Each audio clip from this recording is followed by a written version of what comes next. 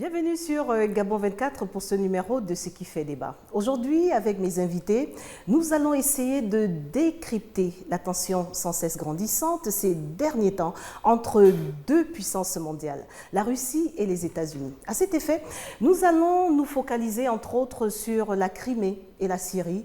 Pour en parler, je suis avec Théophane Nzambiyogé. Bonsoir. Bonsoir Madame Dira, c'est un plaisir d'être de nouveau sur le plateau de Gabon 24. Un plaisir partagé.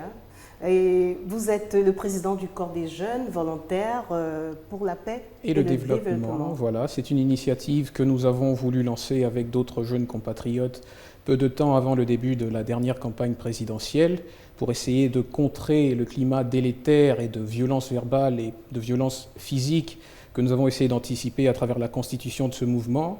Et le message qui est le nôtre est un message simple, c'est que la paix ne consiste pas simplement dans l'absence de confrontation armée, mais que la paix, c'est le fait pour le jeune Gabonais de pouvoir s'épanouir dans son pays, de pouvoir voir ses rêves réalisés grâce à un environnement institutionnel et légal qui lui permet d'atteindre tous les objectifs qui se sera fixés pour réussir au Gabon. Et les jeunes adhèrent ? Oui, évidemment. Un chiffre, ils sont combien ? Je ne m'hasarderai pas à avancer des chiffres, mais progressivement, de plus en plus de jeunes compatriotes, à travers notre page Facebook, à travers notre compte Twitter, choisissent d'adhérer à ce mouvement, qui est un mouvement ouvert. Ce n'est pas une association en tant que telle, c'est davantage un mouvement ouvert à tous, à toutes les sensibilités, à tous les jeunes qui sont amoureux du Gabon et qui veulent le voir se développer. Vous comprenez à la maison qu'il y a encore de la place pour vous jeunes. Et également avec nous, Igor Odir. Bonsoir. Bonsoir Mireille. Vous êtes l'ancien président du réseau des jeunes leaders des Nations Unies. Voilà, c'est une initiative des Nations Unies à l'époque pour communiquer sur les objectifs du millénaire pour le développement qui sont devenus aujourd'hui les objectifs pour le développement durable. On y a ajouté le contenu développement durable parce que nous sommes au siècle vert. C'est l'agenda des Nations Unies. Nous étions chargés de communiquer sur cet agenda auprès des États en tant que jeunes, auprès des organismes de la société civile, voilà, en Afrique. Alors à tous les deux, je vous dis une fois encore, si ce n'est pas déjà fait, bienvenue sur Gabon 24. Merci. Et le décor étant planté, messieurs, comment vous, jeunes Gabonais, expliquez-vous le fait qu'il ne se passe quasiment plus un jour sans qu'il n'y ait une montée de tension entre les États-Unis et la Russie ? Écoutez, nous sommes bien évidemment dans une sorte d'embellie, un événement malheureux en appelant un autre. Le dernier en date, et c'est peut-être un peu à la périphérie de la question centrale de notre débat, le bombardement par l'Arabie Saoudite du Yémen, qui a fait 145 morts et un peu plus de 500 blessés. Donc nous sommes dans un climat qui tend à s'aggraver avec chaque prise de parole d'un officiel russe ou américain, avec chaque engagement stratégique et militaire sur le champ opérationnel de la Syrie et du Moyen-Orient beaucoup plus largement. Et donc voilà, mais je crois qu'il y a des événements marquants que nous allons nécessairement aborder tout au long de ce débat, qui constituent des sortes de rebondissements, qui entretiennent cette sorte de psychose grandissante qui nous fait de plus en plus, je parle des grands titres internationaux, donc de la presse, de plus en plus de risques de Troisième Guerre mondiale, de retour d'une sorte de guerre froide, ainsi de suite. Donc c'est le climat dans lequel nous baignons actuellement et je suis sûr qu'avec Igor Odir, même lecture. Oui, même lecture, mais c'est davantage, à mon sens, une guerre traditionnelle entre les deux protagonistes, les États-Unis et la Russie, qui a commencé depuis plusieurs années, une sorte d'épisode, de nouvel épisode de la guerre froide qui arrive avec déjà avec des volontés plus affirmées d'hégémonie des deux pays, parce que lorsqu'on voit la Poutine qui est très engagée dans le Moyen-Orient, nous savons que c'est dans l'Eurasie, dans l'Europe, dans la zone de la Méditerranée, nous savons que c'est une zone qui est traditionnellement américaine. On a aussi vu les ingérences. Il essaye d'étendre ses tentacules, ce qui ne plaît pas forcément aux États-Unis. Ce qui ne plaît pas forcément aux États-Unis, mais pourquoi il le fait? Souvenons-nous qu'un peu plus avant, on a bien vu que les États-Unis tentaient de ramener l'Ukraine, qui est une zone traditionnellement, symboliquement et idéologiquement russophile, soviétique. Je pense que c'est une réponse. Aujourd'hui, l'implication forte de Poutine dans la crise syrienne est une réponse du berger à la bergère, de l'implication des États-Unis, de l'ingérence des États-Unis dans plusieurs des États qui constituaient son giron, notamment l'Azerbaïdjan, la Géorgie, aujourd'hui avec l'Ukraine, qui a constitué un épisode beaucoup plus grand de cette crise, de ce conflit. Alors justement, vous me direz que ce n'est pas nouveau, d'ailleurs vous l'avez déjà dit, cette guerre entre Washington et Moscou, on note tout de même qu'elle est plus forte depuis l'annexion de la Crimée. Oui, tout à fait, mais peut-être pour nuancer un peu les propos de mon frère Ojir, l'espace eurasien, qui pour beaucoup des pays qui le constituent appartenait à l'espace de l'URSS, à l'époque n'est pas un espace où la Russie s'aventure pour essayer de déployer ses tentacules. C'est un espace qui a toujours été considéré comme une sorte de zone blanche, délimitant la partie occidentale avec la coalition internationale, avec l'OTAN, de la partie russe. Et donc c'est un espace où la Russie a toujours entendu développer toutes ses stratégies pour se prémunir contre toutes les initiatives éventuelles en provenance de l'OTAN et des États-Unis pour, si vous voulez, accentuer l'hégémonie américaine sur ce territoire-là. Maintenant, par rapport à l'annexion de la Crimée, votre question est tout à fait pertinente, mais il faut d'abord dire que l'expression même d'annexion, et on en parlait quelque temps avant, est peut-être un peu impropre, parce qu'il y a une forte population russophone en Crimée et qui ont très explicitement manifesté le souhait d'être rattachés à la Russie. Du côté de la Russie, cela part d'une prétention vieille de plusieurs décennies, que de récupérer la Crimée et même plusieurs autres petits territoires de l'Ukraine. Donc voilà, mais après, en face de cela, la raison pour laquelle les États-Unis se sentent très impliqués là-dedans, c'est à cause de toutes les ramifications que cette annexion entre griffes de la Crimée a pu susciter. Il faut savoir que nous avons quand même deux pays qui se font face et qui ont respectivement la capacité de s'annihiler l'un et l'autre en 30 minutes à l'évaluation de l'arsenal nucléaire de chacune des deux parties. Mais il y a aussi du côté américain des velléités qui parfois tendent à violer les intérêts légitimes d'autres peuples, d'autres puissances, au-delà même de la Russie. Et je crois que toute cette dynamique américaine part de deux théories, ou plutôt de deux théoriciens. Vous avez le sous-secrétaire Paul Wolfowitz, qui a théorisé la politique étrangère américaine à l'époque et qui disait clairement que le premier principe, le premier objectif de la politique étrangère américaine de manière globale, c'était d'éviter qu'une deuxième puissance susceptible de rivaliser avec les États-Unis n'émerge en Europe, ou alors du côté de la Russie, qui est quand même aujourd'hui le seul pays à même de pouvoir défier les États-Unis d'Amérique sur le plan militaire. Est-ce à dire que les États-Unis perdent un peu de leur plume ? Oui, mais naturellement, et c'est ce qu'il y a d'ailleurs, comme le commentait un opposant à Vladimir Poutine. Il disait que Vladimir Poutine a profité de l'opportunité du retrait américain, parce que n'oublions pas que Barack Obama a été élu sur un échec qui avait été causé par les États-Unis, l'armée américaine en Irak. Et la promesse qu'il avait faite au peuple américain, c'était de retirer le plus possible l'armée américaine de la zone de la Méditerranée. Et Barack Obama a quand même de manière progressive retiré l'armée américaine de la zone de la Méditerranée, mais surgit le conflit syrien qui est, selon certains analystes géopolitistes, la suite du printemps arabe. En fait, la Syrie, le conflit syrien, pour certains, c'est le printemps arabe qui a échoué, qui a très bien marché, très bien en griffe pour les États-Unis, en Libye, qui a très bien marché peut-être en Tunisie, en griffe toujours, je répète, mais qui ne marche pas en Syrie, qui ne marche pas au Yémen. Mais il y a beaucoup, Mais ça ne marche pas en Syrie, pourquoi ? Parce que le président aussi syrien, il ne s'en laisse pas compter. Parce que la crise, le conflit syrien est finalement, si on regarde de très près, la juxtaposition de plusieurs petits conflits.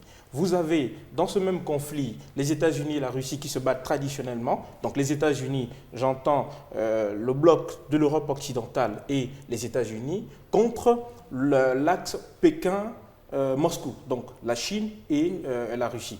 Vous avez dans ce même conflit les Iraniens sunnites qui se battent contre l'Arabie saoudite qui est chiite là-bas. Vous avez dans ce même conflit la Turquie qui essaye de repousser les velléités d'autonomie des Kurdes, du PKK. Vous avez donc dans cette même Russie plusieurs conflits qui se déroulent. Vous avez Daesh, vous avez le Hezbollah, vous avez toutes ces factions qui se battent dans un même pays. Et qui sont alimentées de part et d'autre. Voilà, Hein, et il y a aussi tout ça est amplifié par un retrait du poids américain, conforme aux engagements de Barack Obama, mais un retrait aussi de l'Union européenne.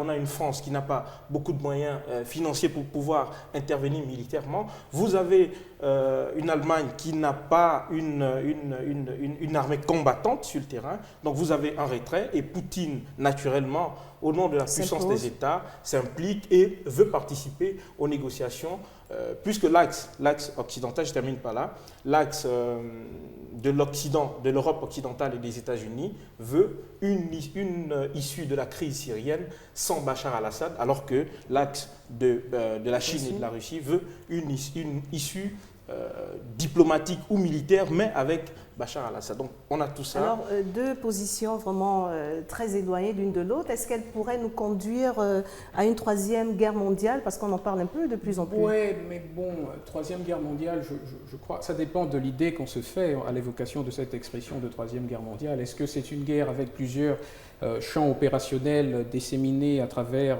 le monde, donc sur les différents continents, comme c'était le cas pour 39-45? Je ne pense pas, mais je pense que c'est un risque, nous sommes confrontés à un risque d'affrontement dont les conséquences pourraient très bien être mondiales, mais pas nécessairement les conséquences militaires, les conséquences économiques aussi.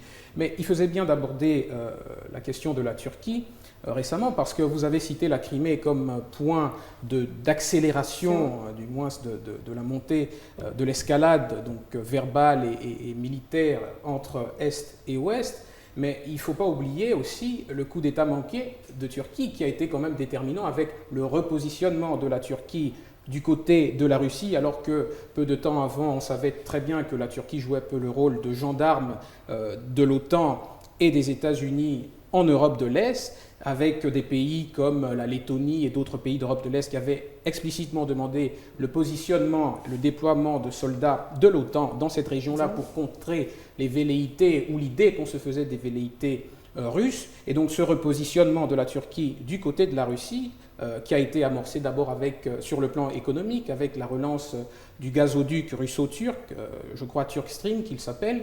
Et donc, ça crée une sorte de bipolarisation. D'un côté, vous avez la coalition internationale, donc OTAN, États-Unis et tous leurs associés, tous leurs partenaires. C'est une sorte de coalition qui fait peser sur chacun de ses membres une pression contractuelle, une obligation contractuelle. Il s'agit de traités. Et d'un autre côté, vous avez le bloc de la Russie et de la Chine, qui vient d'ailleurs de positionner des lance-missiles et des sous-marins au niveau de Tartous, donc au large des côtes syriennes, et d'autres pays de cette région du monde qui pourraient très bien se départager comme ça des intérêts conflictuels, des intérêts contradictoires, ce qui pourrait éventuellement, nous ne le souhaitons pas, mener à des conflits armés. Igor, non, je pense que tous les Troisième éléments... guerre mondiale, non, en vue. Troisième guerre mondiale, non, parce que tous les éléments ne sont pas réunis. D'ailleurs, d'abord, en 39, 45 ou 46, cette guerre a été issue de la volonté d'une puissance, hein, une volonté hégémonique d'une puissance. Aujourd'hui, ce n'est plus la même chose. Ce ne sont pas les territoires en temps réel, c'est-à-dire des territoires en termes d'espace qu'on recherche, mais ce sont des territoires en termes d'espace géostratégique. Où placer une base militaire pour être le mieux placé pour influencer, pour intervenir au plus vite. Pour intervenir au plus vite et pour faire peur aussi. Pour sécuriser des ressources. En Afrique, avec la force Africom, voilà, par exemple. Parce que la Crimée, le problème de la Crimée, l'annexation, parce que l'annexation n'est pas la conséquence, ce n'est pas la cause de la crise, mais c'est plutôt une des conséquences de la crise. La crise, c'est que les États-Unis veulent introduire l'Ukraine, qui est un territoire, on l'a dit tout à l'heure, russophile, russophone, dans l'OTAN et dans l'Union européenne. Ça veut dire que ce pays devra respecter les conditions démocratiques telles que vues par le bloc occidental. Et la Russie, pour réagir, dit « vous irez ».